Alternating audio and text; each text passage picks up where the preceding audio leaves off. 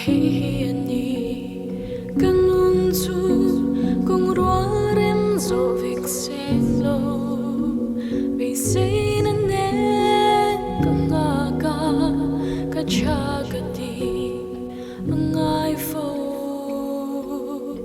o ka nunna enga nge ikun ren enga nge katsunga hiani boy ni pathian be seiro amela dam na vang chu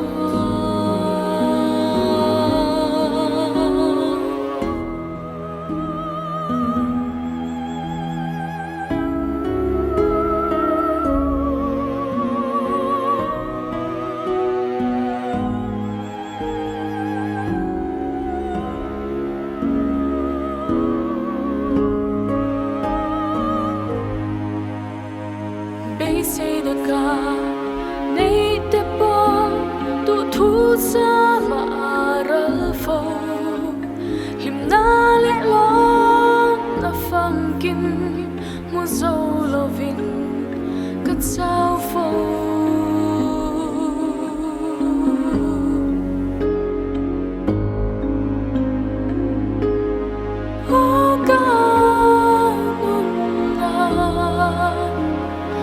enga nge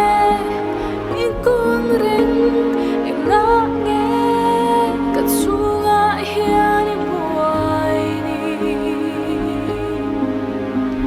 pathian be seiro amela dam na vang chu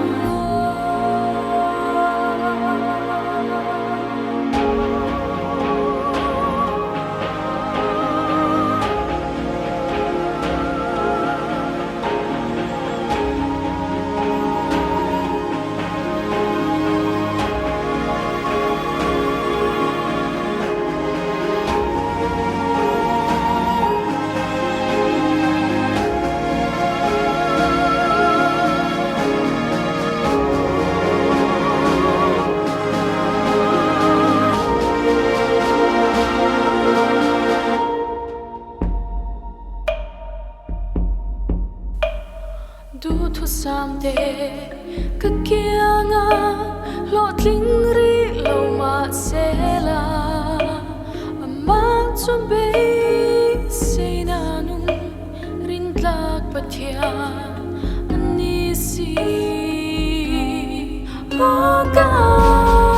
nunna enga nge ikun ren